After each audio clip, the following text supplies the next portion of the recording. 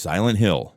Silent Hill isn't just a creepy town with fog problems. It's a psychological torture machine dressed as a foggy resort. You don't visit Silent Hill visits you. Specifically, it visits your trauma, then weaponizes it into monsters with questionable anatomy and way too much symbolism. The whole town is alive in the worst way. It knows your regrets, your secrets, and that one time you cheated on your third-grade spelling test. It turns them into creatures that scream metaphors at you while trying to kill you. When the sirens sound, the town shifts into its other world, rusted, bloody, and crawling with skinless things that walk like they have unfinished business. Buildings reshape themselves, streets disappear, and Pyramid Head shows up with his rusty, oversized machete and zero chill. And you can't just run away. The fog never ends. The streets loop. Radios scream static when danger's near. And the worst part, some people never even see the monsters, just their own guilt,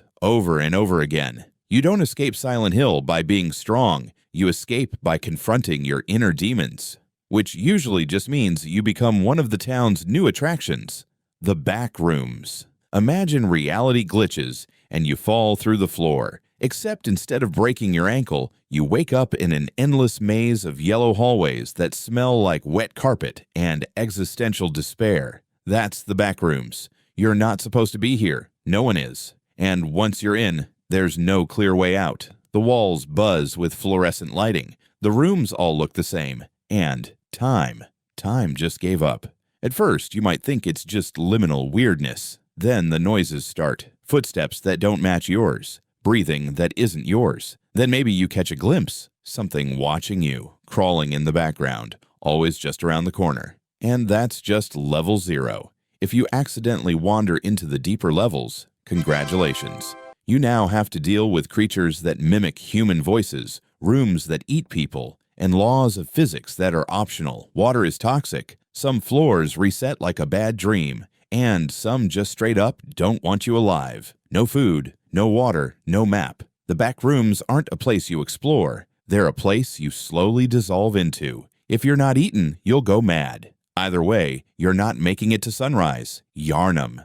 Yharnam is a place where plague, paranoia, and cosmic horror had a group project and no one brought snacks. It's the city from Bloodborne, and it does not care about your survival skills. Everyone here is obsessed with blood, not just drinking it, but using it for healing, rituals, and light afternoon mutation. The town is crawling with people who were once human, now deformed into howling beasts. Or worse, zealots who think becoming a tentacle monster is personal growth. Then there's the hunters, armed with Victorian buzzsaws and trauma, trying to cleanse the city. But the more insight you gain, the more you start seeing things. Massive, godlike creatures that exist just outside your perception until they don't. The world is gorgeous until it's gnawing on your face. Stairways lead to screaming. Rooftops hide nightmares, and every corpse has loot, but also consequences. Even death isn't restful here. You respawn, sure, but only to do it all again. With less ammo and more dread. Yharnam doesn't just want to kill you, it wants you to understand why it's killing you, which somehow makes it worse. The SCP Foundation. Welcome to the SCP Foundation, Earth's worst-kept secret, and the ultimate "we have that at home" for every horror trope ever. It's not just a lab, it's a vault for cursed artifacts, killer creatures, and physics glitches that shouldn't exist. The Foundation doesn't fight evil, it contains it. Barely. Sometimes. With mixed results. You've got statues that move when you're not looking, memory-erasing slugs, elevators to hell, and vending machines that dispense anything you type, including antimatter. There are thousands of SCPs. Some are helpful, most are absolutely not. And even the safe ones are only safe in the same way a toaster is safe, until it tries to harvest your soul. The facility is constantly in breach mode. Staff disappear, alarms blare, whole wings get quarantined, and that's a good day. There's a secret mobile task force just for mopping up mistakes and pretending nothing happened. Best case scenario, you're a D-class, forced to test these anomalies until you disintegrate. Worst case, you are the anomaly. You don't survive the Foundation, you get filed under neutralized with a suspiciously vague autopsy. Rapture. Rapture was supposed to be a utopia. Instead, it's a cautionary tale wrapped in 1950s aesthetics and body horror. Built under the sea by a guy who hated taxes and loved ego, Rapture fell faster than a toddler in rollerblades. Everyone here tried to become superhuman using a chemical called ADAM. Spoiler alert, it worked, and then ruined everything. The result? Splicers. Twisted, addicted lunatics with telekinesis and zero volume control. Every room echoes with jazz music, screaming, and propaganda. The vending machines talk to you. The security bots shoot at anything that breathes. And then there's the big daddies. Armored drill tanks who protect the little sisters, genetically modified kids who harvest Adam from corpses. If the scenery doesn't kill you, the moral ambiguity will. You can survive here by becoming the exact kind of monster Rapture was trying to create. Or you can die holding a wrench and wondering what the hell Ayn Rand would think. The further is that part of the dream where you know something's wrong but can't wake up. And now the walls are breathing. It looks like your house, but it's not. The colors are wrong. The air is thick, and every mirror shows something standing behind you. This is where restless spirits hang out when they're not haunting people. They're petty, they're bored, and they want into your body, your memories, your life. And all they need is one slip.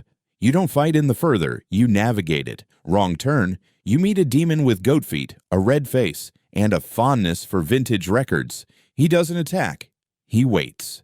And the longer you're there, the more you forget who you are. Leave too late, and you're a passenger in your own body, watching through your own eyes as something else takes over. The further isn't just haunted, it's hunting vacancies. Endor at night.